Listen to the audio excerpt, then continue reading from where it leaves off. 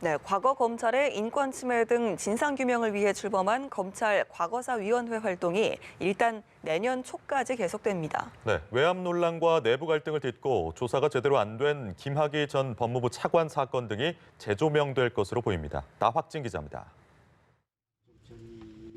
박종철 씨 고문치사 사건, 강기훈 씨 유서대필 사건, 형제복지원 사건.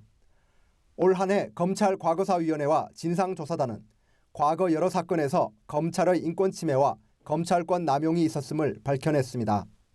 조사단의 조사 내용을 토대로 한 위원회의 권고에 검찰총장이 직접 나서 형제복지원 피해자 등에게 과거 검찰의 잘못을 사과하기도 했습니다. 피해 사실이 제대로 밝혀지지 못하고 현재까지 유지되는 불행한 상황이 발생한 점에 대하여 마음 깊이 사과드립니다. 하지만 이 과정에서 위원회와 실제 조사를 담당한 진상조사단 사이에 갈등이 불거지고 외압 논란도 일었습니다. 진상조사단원 일부는 당시 사건 관련 검사들이 조사단 활동에 외압을 행사하고 있으며 일부 위원들이 검사의 책임을 지적한 조사 결과 수정을 요구했다며 기자회견을 열기도 했습니다. 위원회가 과거사 진상 규명의 의지가 있는 것인지 의심하지 않을 수 없습니다.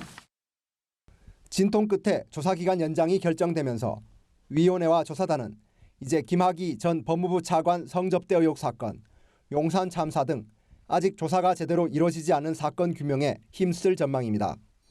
또 고 장자연 씨 성접대 의혹, 남산 3억 원 등 신한금융 관련 사건 등 조사를 마쳤거나 최종 보고가 임박한 사건은 다음 달 중 순차적으로 심의 결과를 발표할 방침입니다.